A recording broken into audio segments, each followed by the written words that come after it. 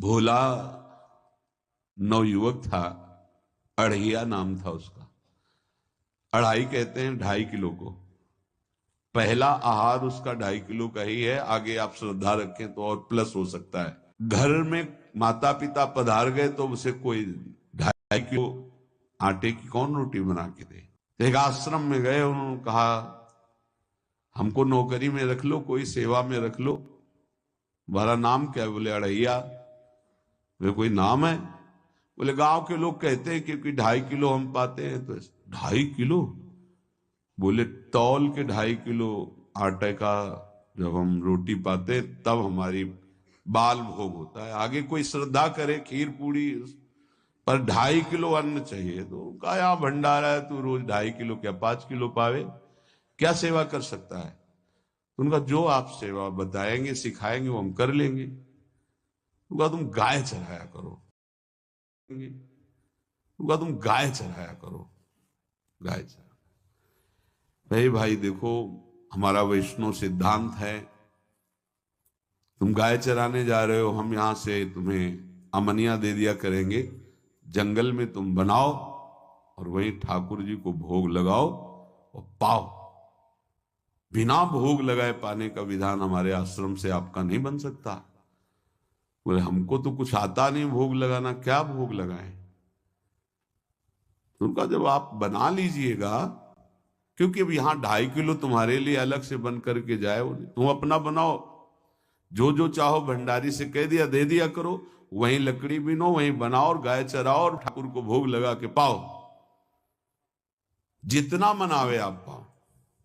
पहले दिन भोग मिला तो बाटी बना, गरीब आदमी था, घर से तिरस्कृत था, वो सब जानता था। बाटी ऐसे उपला बीन लिए, बाटी बनाए, 2-4 आलू का भरता बनाया, 2.5 किलो आटे की बाटी।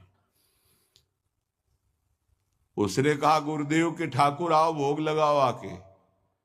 बड़े बड़े ऋषि मुनि मंत्रों से आवाहन करते रहते हैं, सरकार पधारते नहीं, केवल भाव से भोग लगाते। हुए इतने लीला बिहारी, प्रभु आ गए श्री राम जी। अढ़ैया ने आंख खुरप लगी ऐसी, तो आंख खोल के देखा, नवीन मेघ कांति, अरविंदाक्ष, सारंग धनुष धारण किए हुए सामने खड़े। कहा कौन हो आप? हमें राम जी कहते हैं। आपने कहा गुरुदेव के ठाकुर आ, तो गुरुदेव तुम्हारे जो है उनके हम ठाकुर जी हैं। सही में आते हो तुम? बोले आए तो गए और हम पाएंगे। बड़ी बड़ी खुशबू आ रही है आलू के भरता की, तुम्हारी बाटी बनी हुई। और गुरुदेव ने कहा तो भोग लगा के पाना, मतलब आप पाते तो हैं? नहीं सुना है। बोले नहीं नहीं पाते हैं, पर सबका नहीं पाते हैं। आप जैसे भक्त जब पुकारते तो बिल्कुल कुछ नहीं जानता था। काश तो आप हमको ऐसे ही रखोगे, क्योंकि आप आ गए तो आप भी। तो प्रभु ने कहा जब तुम 2.5 किलो पा सकते हो तो हम तो 2.5 मन भी पा सकते हैं। बोले हमको ये पता नहीं था कि गुरुदेव के ठाकुर इतने भूखे रहते, पर आप अलग पत्तल में ले लो, अपने पूरे पत्तल में तुम आपको पाने दें। बोले भोग थोड़े ऐसे लगाया जाता है कि तुम अपना रखो, तुम अपना रखो। और बोले आंख मूंद कर तुम बैठो, जैसे तुम्हारे गुरुजी भोग लगाते हैं तो आंख मूंद लेते हैं, अब हम पाएंगे तुम्हारा। तो आंख मूंद लिया, चलो भाई पाओ। सोचा एक आध बाटी पा लेंगे, बीच बीच में खोल के देखता जाता, भगवान सब चाट गए। भगवान बड़े करत विनोद संग बालक भट, हरिवंश महाप्रभु कह रहे, करत विनोद संग बालक भट, मुनिमन ध्यान धरत नहीं पावत। आंख खोला, बोला आज हमको भूखे रखोगे? तो बोले जानते हो तुम्हारे गुरुजी ने क्यों भोग लगाने के लिए कहा है? आज एकादशी है, तो तुम्हारे गुरुजी के यहाँ एकादशी रह जाती, इसीलिए तुमको अमनिया दिया, वहां बनाया नहीं। और तुम्हें रोज अमनिया देंगे। तुम रोज आओगे हम बुलाएंगे तो? अब आप बुलाओगे रोज तो आएंगे नहीं, हम रोज रोज आएंगे। बोले तो ठीक है, अगली बार से। बोले गुरुजी आपके ठाकुर जी आए थे, हमारी सारी बाटी खा गए। 5 किलो आज से हम ले जाएंगे, 2.5 किलो आपके ठाकुर जी के लिए, 2.5 किलो अपने लिए। बहुत हंसी आई कि वहां कुंतलों का सब भंडारी का देखो, पूछने की जरूरत नहीं, जितना कह दे दो। 5 किलो के हिसाब से आटा के अनुसार भरता बनाने के लिए आलू वगैरह से सुबह से गाय लेके निकल जाता, जंगल में छोड़ दिए, उपला में ने आग लगाई, बनाया, वो गोले गोले रख करके, उसमें कोई समय तो लगता नहीं। आग पकी हो तो बहुत सुंदर बाटी बनती। बाटी बनाया, भुरता बना के, पत्तल बड़े बड़े जंगल के से, कहा गुरुदेव के ठाकुर पधारो। तो आंख खोल के देखा साथ में सिया जी। उसने उसने कहा ये कौन है? बोले हमारी अर्धांगिनी है। तो कल क्यों नहीं बताया था आपने कि अर्धांगिनी भी है? नहीं भी है। ये भी पाती है? बोले हमारे जैसा है। जानकी जी बैठ गए, राम जी बैठ गए, बड़ा सकुच में, पर जानकी जी इतनी करुणा वात्सल्य बरस रही थी कि वो कुछ बोल नहीं पाया, बस देखा, ऐसे कहा पाओ गुरुदेव के ठाकुर। प्रभु आराम से, सिया जो खूब स्वाद बखान बखान करके पाए। वहां खुल कर देखता कि आज भी हम 2.5 किलो अपने लिए लाए थे, लेकिन ये दोनों पा गए। गुरुदेव 7.5 किलो। बोले क्यों? आपके ठाकुर की पत्नी भी है ना? कहा है तो दोनों आए थे। किसी को विश्वास नहीं हो रहा था। दे दो भाई, अरे गाय को खवाएगा, दे दो, कुछ करेगा, क्या कमी है यहां? 7.5 किलो आटा लेकर। अब तो समय लगा, 3 बजे तक बाटी बन के तैयार हुई पत्तल में से। गुरुदेव के ठाकुर पधारो। बस उसको बुलाना होता था कि विनोदी प्रभु, साथ में लखन जी, राम जी, सिया जी, लखन। ऐसे देखा, ये कौन है? बोले छोटे भाई। आपके भाई भी है? हाँ है। पहले अब परिवार में कितने लोग हो आप? पहले बता देते तो हम वो सब आ जाते हैं। लक्ष्मण जी से कहा बहुत सरल भगत है, नाराज मत होना, चुपचाप पा लो। तीनों बैठे, गया। जब वो चले गए तो पत्तलों में जो किनका रहता था, वो एक अद्भुत आनंद। अगले दिन गया, बोल गुरुजी 10 किलो आटा चाहिए। अब समय लगा, 3 बजे बाटी बन के तैयार हुई पत्तल में से। गुरुदेव के ठाकुर पधारो। बस बोला था कि विनोदी प्रभु, साथ में लखन जी। जाके हर बार एक बढ़ जाता है तो भगवान मुस्कुराए, हनुमान जी इसका कुछ बोलना मत, बहुत निराला भगत है। बोले पाओ प्रभु। तो पहले सिया राम जी पाए, फिर जो प्रसाद लक्ष्मण जी पाए, फिर हनुमान जी पाए। हनुमान जी सब पूरा, क्योंकि बहुत निर्मल भाव से बनाया हुआ और निर्मल भोला भक्त आ गए। अगली बार कहा गुरुदेव 5 किलो एक्स्ट्रा में रख दो, 1 नंबर बढ़ता जाता है।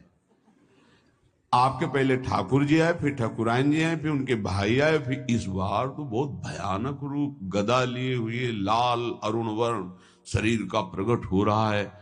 जिधर देखो कंचन वर्ण की कांति, मुख में अरुण वर्ण की कांति। हमने पूछा आपके ठाकुर जी से, तो उन्होंने कहा कि वो सेवक हैं। तो रोमांच हो रहा था कि क्या सही भगवान करुणा करके इसको दर्शन देते हैं। अब अगली बार अगर ये बात करेगा कि तो फिर अब हम इसकी परीक्षा लेंगे। ले गया इस ड्राम, बनाया सब। आओ गुरुदेव। अब तो पता था कोई आने वाला नहीं। गुरुदेव के ठाकुर, 2 संख्या बढ़ गई। आंख खोल के देखा, कहा ये कौन है? तो कहा ये हमारे और भाई हैं, इनका नाम भरत है, इनका नाम शत्रुघ्न है। पहले महाराज बता देते ना कि आपके और भाई है, हमने कहा था, आपसे प्रार्थना की थी। पाओ, बचे नहीं ना वो, 2 संख्या ज्यादा हो। अगली बार गुरुदेव से कहा कि गुरुदेव 20 किलो वाली बोरी में भर दीजिए, अब हम दिन भर बनाएंगे क्योंकि आपके इतने ठाकुर हैं। आज गया लेकर सब ऐसे रख करके पत्तल डाल दिया, कहा गुरुदेव के ठाकुर पधारो, बिल्कुल नहीं बनाया। आ गए प्रभु, कहा कहां यार, तो खुशबू भी नहीं आ रही, ना बाटी की ना भरता की। बोले प्रभु आपके साथ पत्नी है ना, और सेवक भी है, इतने दिन से तो हमारे हाथ का पाए, आज हम पाना चाहते हैं, आप बनाओ अपने रुचि का बनाओ और पाओ।